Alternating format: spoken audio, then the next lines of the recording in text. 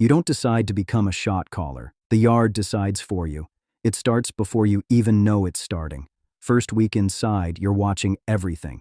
Who moves where, who eats where, who talks, who goes dead quiet when certain people walk past. You're doing it to stay alive. Everybody does it to stay alive.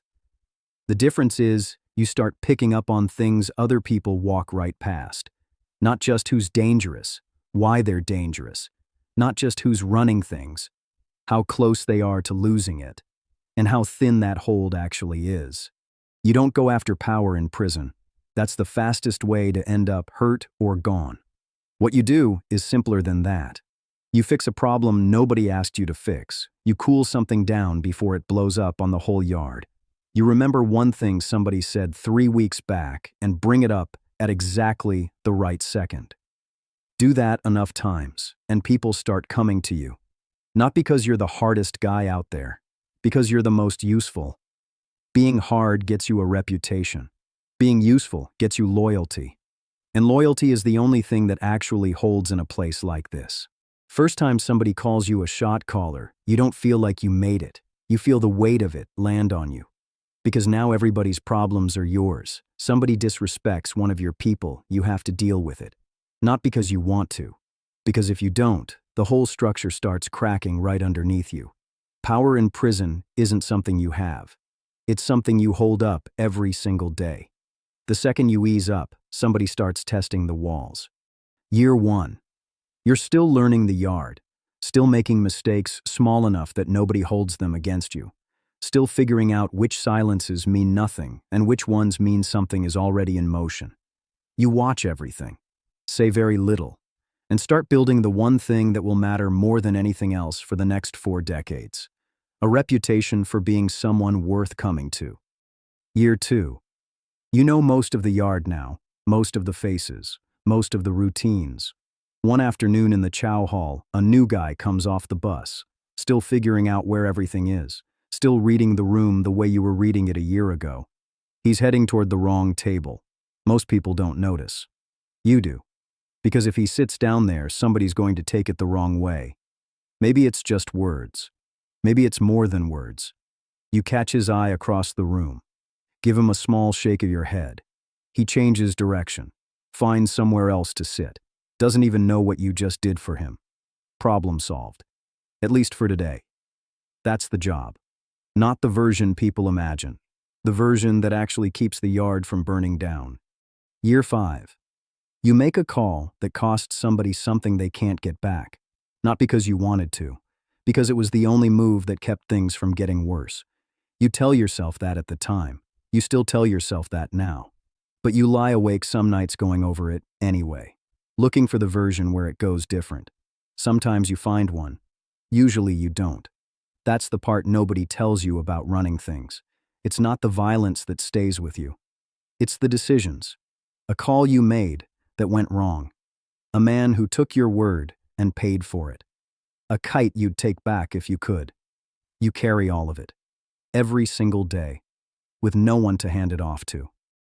Year 8. Somebody under your protection does something stupid. Now you've got 2 bad options and a yard full of people watching which one you pick. Come down hard on him and you look like you can't control your own people. Let it slide and you look like you let things go. Either way, you lose something. That's the real job nobody talks about. Not fighting, not intimidation.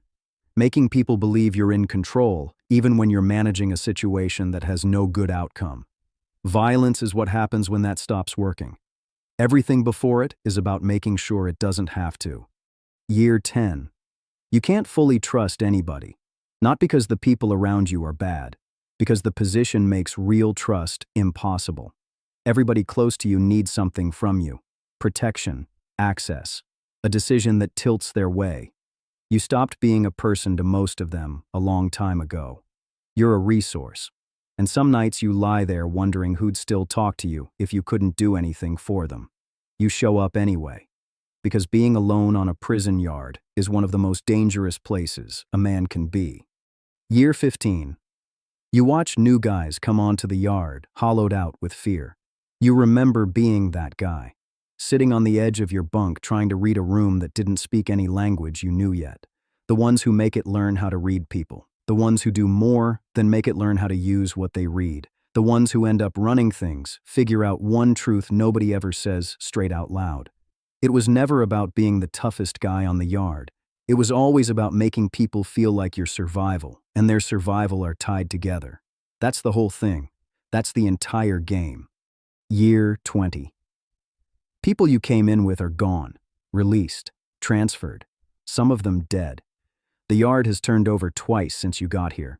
New faces, new politics, new alliances that mean nothing to you because you were running things before most of these men knew what a yard was. But the job stays the same. The yard doesn't care how long you've been here. It only cares what you can do right now. Today. This hour. You're still doing it. That's the only thing that's kept you standing this long. Year 25. Your body is different, not broken, but different. The things that used to take 1 second take 2 now. You compensate with information, with reputation, with the specific weight that comes from being the man who was here before everyone else and is still standing when most of them are gone. You don't need to be the fastest anymore. You need to be the one everybody else thinks twice about. That's a different kind of power. Harder to build, impossible to take. Year 30.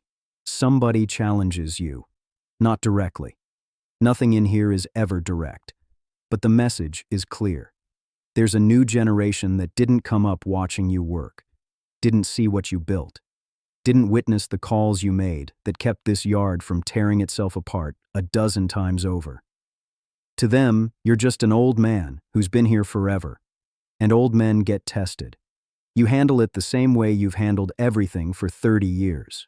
Not with force, with information, with patience, with the understanding that most problems solve themselves if you give them enough room and enough time. They back down. They always back down. Because reputation built over 30 years doesn't disappear overnight. Even to people who don't know the history. They feel it. That's enough. Year 35. The exhaustion is different now. It's not in your body. It's somewhere deeper. You've been managing the same yard in the same building for 35 years. Different men. Same problems. Same debts. Same politics. Same calculations running on an endless loop in a mind that never fully rests. You eat fast. Move deliberately. Think constantly. Because somewhere out there, somebody is always looking for the moment you slow down. The moment you get tired. The exact second you stop paying attention. That's what actually breaks most shot callers. Not a fight. Not a rival. Not a kite that went wrong. Exhaustion. The yard keeps running in your head long after lockdown. Long after lights out. Long after everybody else on the block is asleep. Year 40. Something hits you. You've spent 40 years believing you were running the prison, controlling the yard, managing the people, holding everything together. But you look at your life. What you eat and when. Where you sleep. What you think about every waking hour. What you dream about when you finally do sleep. And you realize the yard was running you the whole time. It got inside you so deep, you stopped being able to tell the difference between what you chose and what the yard needed from you. You became the job. And the job never ends. Not at lockdown. Not at lights out. Not if they ever open that gate and walk you out into a world that kept moving for 40 years without you. Because you'll take it with you. Sits across from you at dinner. Wakes you up at 3 a.m. Makes you read every room you walk into for the rest of your life. A set of skills the outside world has no use for. And a mind that can't stop using them anyway.